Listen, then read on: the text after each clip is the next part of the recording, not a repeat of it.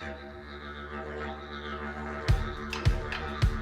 West Coast Eagles, one of the proudest clubs in the country, no matter what the code or the sport. Over 100,000 members, 4 premiership wins, and a rich history.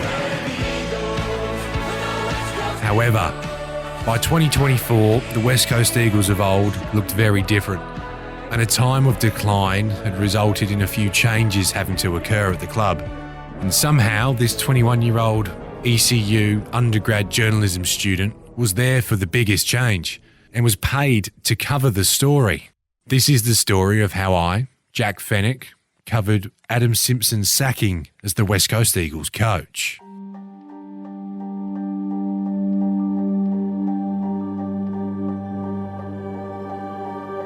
I can remember the day like yesterday, but before I go any further, I should probably introduce myself and how I have been able to, 1, cover this story and 2, tell it. So as I said, my name's Jack Fenwick and I'm in my 3rd and final year of a Media and Communications degree at ECU, majoring in broadcasting and digital journalism. Now that's been a handful in itself, but my final year I've also been able to have the privilege and the pleasure to conduct the Grljusich Scholarship, which is a paid 6-month scholarship where you cover all sports, mainly AFL, for 6PR, Perth's biggest talkback radio station. But I'm an undergrad student, so how did I get this honour to share my name on a board with such people as Michael Genovese, Mitch Turner and Michael Stamp? Well, I'd like to say hard work and dedication, but I'll let you be the judge of that. So during my time at ECU, I met many great lecturers and many great tutors, one of which, who had the biggest impact on me, was Adam Papalia. Now, I had Adam Papalia as a tutor at the end of 2022 and the beginning of 2023. He taught me in an audio storytelling and visual storytelling unit, which are pretty self-explanatory, I would have thought. Now, during Pap's time as a lecturer and tutor at ECU, he was also the voice, and still is, of WA AFL. Every time you watch a game on Fox Footy of the Eagles or the Dockers at Optus Stadium, he will be commentating. While doing this as well, he's also been the host of 6PR's Wide World of Sports, an hour-long talkback sport radio show from 6 to 7, Monday to Friday. Now, I didn't know who Paps was at the very beginning of my time at ECU, and in fact, it took me a couple of weeks whilst having him to understand who he was. Now, me, who's always wanted to be a sports journalist for as long as I can remember, whether that be being a kid back home in the UK with my dad in the car and listening to talk sport and realising I wanted to talk sport for a living, I think it's only fitting that I give it a shot and just ask if there's any way I could sort of shadow Paps and see how the radio show all came together. Now, Paps, once being in my position, happily obliges and said I could come in once a week for as long as I wanted. So it's made official. I would be heading into the 6PR studio every Tuesday for as long as I wanted, starting the next day. And I did. And I kept coming in and watching how it went. And over time, my responsibilities grew. I went from just watching to helping answer calls, to helping cut audio, to posting things on Spotify, to writing rundowns. And this went on for just under a year. However, that George Grljusich scholarship I told you about, well, the uni calendar had finished and the postgraduates were graduating. So one lucky person was awarded the scholarship through their hard work in the postgrad. And knowing that they were about to come in and learn from Mark, the other producer at Wide World of Sports, I thought better of it. I didn't see any point in coming in and just sitting there knowing what I knew and just sitting there. I thought it was a waste of time. So I decided that day I would stop coming in for a little while at least. That day I decided to stop coming in. I get a call from the boss here at 6PR and they tell me they wanted to give me a call the next day to talk about a potential opportunity that had suddenly arisen. Now, being the young, hungry journalist I am and was at the time, of course I obliged. I had a pretty good paying job at a golf course before that, but I knew this could be the first step in my journalism journey. Now, the call the next day, unknowing to me, is them offering me the George Grljusich scholarship. Now, the person who'd been awarded it just so happened to receive a job offer that day. I decided not to come in anymore with another media organisation. So through my hard work, dedication, they decided I was the perfect fit for the role. And this is something I highly recommend anyone wanting to enter the industry to know. You're going to have to give up a lot of your time, unpaid. You may feel underappreciated, but if you can show people how hard you can work and the job you can do, that will provide you so much in terms of opportunities for the future. Now, that's enough about me. let's look at where the West Coast Eagles were at this time. Now, the date's the 9th of July. I'd had the weekend off prior to that to celebrate my birthday, but I had to go into work on the Sunday because I had some news commitments as part of the scholarship. Now, that Sunday, the West Coast Eagles were playing the Melbourne Demons at the MCG, and the 6PR call team were commentating the game from the studio here in Perth. A dirty day at the MCG for the Eagles. The fans are unhappy. So as I head into the office, I can hear the guys commentating and I check the score. West Coast go on to lose that game by 54 points. Now, Simo had been a polarising figure at the club since the board had met at the end of 2023 and unanimously backed him, despite a lot of fans thinking he should be sacked. And this rang true when listening to the 6PR talkback callers post-game. They're not up for the fight, and it's not their fault. They're just not up for the fight. I was watching it today, just waiting to see how West Coast member for 23 years and a note holder for that whole time.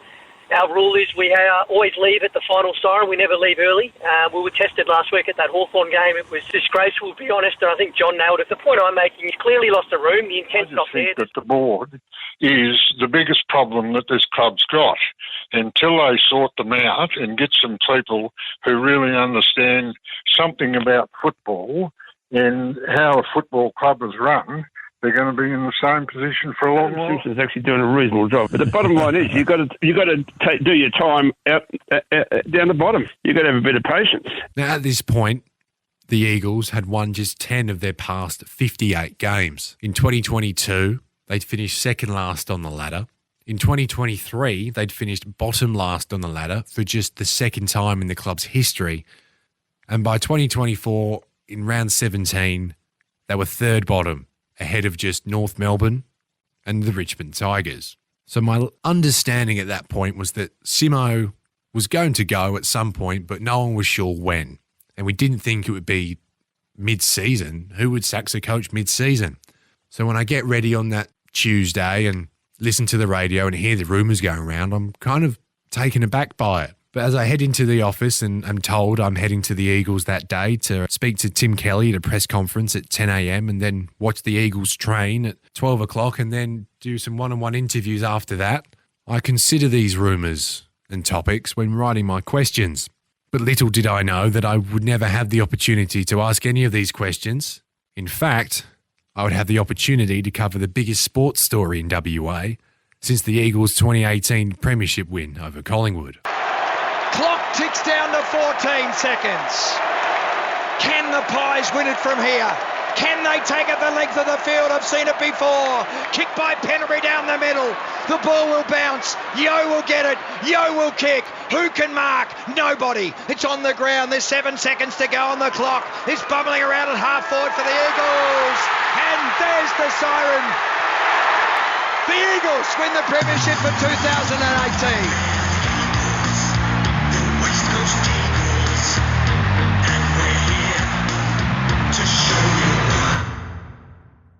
Now, as I head into the revolving doors at Eagles HQ, something I'd done at least twice a week during my time as the 6PR George Grljusich scholarship recipient, something feels different that day.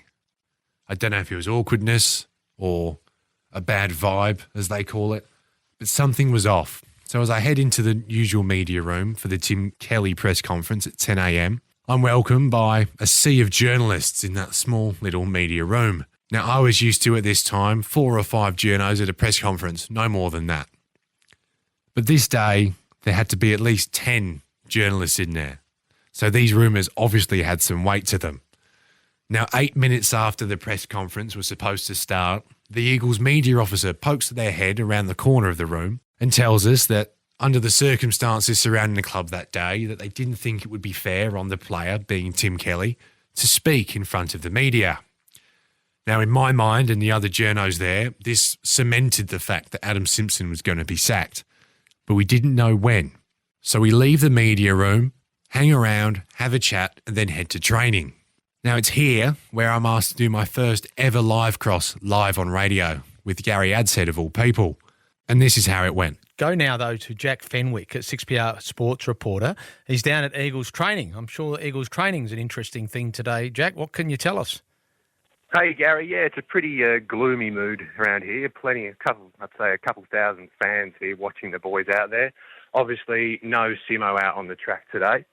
The fans are slowly finding out through the club's announcement on Twitter that the club has mutually agreed with Simo to part ways. We're not sure as to when, but that 12:30 press conference will give us the rest of the news you'll want to hear. So you're looking at the training session happening. I mean, who's running it? Right now, look, it's pretty hard to see as of now. All I know is there is a lack of Simo out there is the main thing. All right, okay. And the players, though, they're all out on the field. Are they going through their drills or have they been huddled into a meeting? Do you know? Well, the guys actually came out about 20 minutes later than normal. So training was scheduled to start at 11. They come out at 20 past in a big group huddle. Again, a few little chats between one another, but normal as far as we can see for now. All right, that's Eagles training. Thanks for that. Jack Fenwick there, 6PR sports reporter at Eagles training. Now, it's not my finest work. It was my first I've ever done. It's something as a young journo you're going to have to do. You're going to have to get used to criticism, either criticising yourself or other people criticising you. But you have to learn from it. If you're going to cop it and cop it and cop it and you don't learn from it, then you're in the wrong industry. This is sink or swim. And that day, despite a few blips, I definitely swam. So training continues and nothing really changes. Simo doesn't come out. The young players are out there with the assistants and that's all. And there had to be at least 1,000 people at training that day. So word had got out. Even at the training field, there was an awkwardness in the air. And all of a sudden, phones started to ping. An email was sent to members and media alike. So I check my phone and I'm greeted by an email telling me that Adam Simpson and the West Coast Eagles had agreed to part ways. Now, a selection of cries and moans and jubilation from fans in attendance made me second guess what was happening. There wasn't a time when Simo would be leaving, but there was a time for a press conference. And that time was at 2:00 that afternoon. So with training coming to an end, I head back to the office. Nervous, scared, worried and stressed. I speak to my boss and ask them what to do. Remember, I'm a young journo. I still am. I'd never covered a story like this before. He just tells me to breathe. First of all, enjoy it. And secondly, just focus and to not stress too much, which is far easier said than done. But I listened to his advice and I asked the other journos and reporters what they would like me to do, what should I be doing. And a lot of things that day, no one really knew. So I sit there by myself in the corner and just think about what to do. I write out some questions.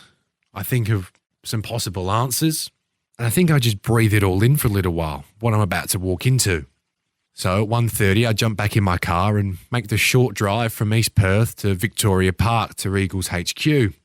Again, for the third time that day, I walk through the revolving doors and go to head straight to the media room. The media room, of course, is comprised of a little stage for the players or the coach or the media talent, and then 3 rows of seats for the journalists. A very small room, cosy room. Everyone's sat close together. However, I'm told by the media liaison officer at West Coast that we wouldn't be in there that day. In fact, walking past Brownlow medals and premiership trophies, a set of stairs at Mineral Resources Park. A set of stairs I'd never walked up, I'd never been allowed up. So I knew this was going to be big.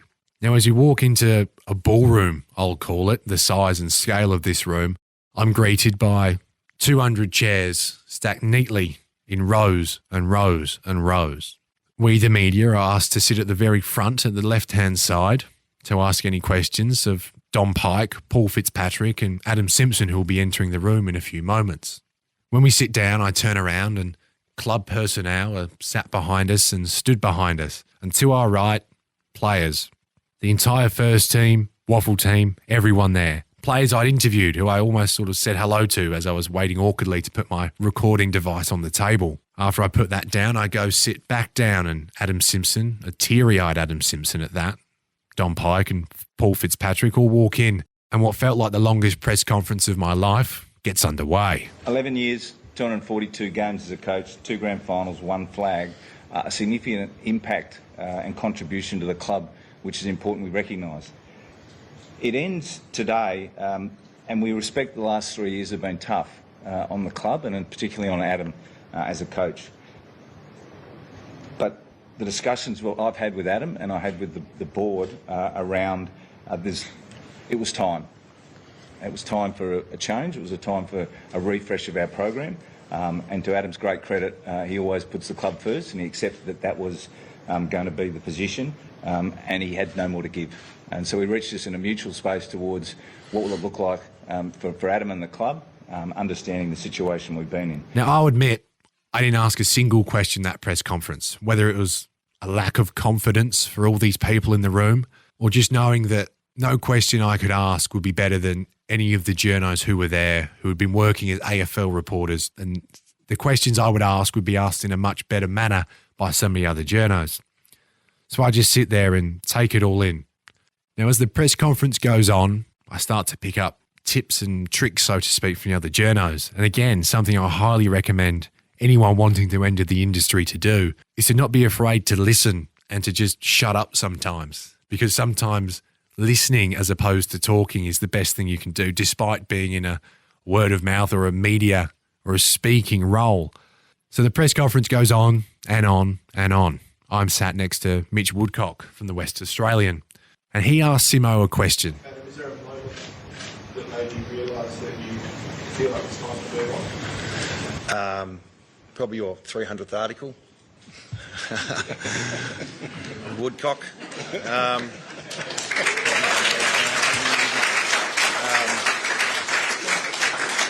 No, not really. It's what, you know, and you guys can be cruel sometimes, really. I mean, you got to keep that in check, because we're human and we have families.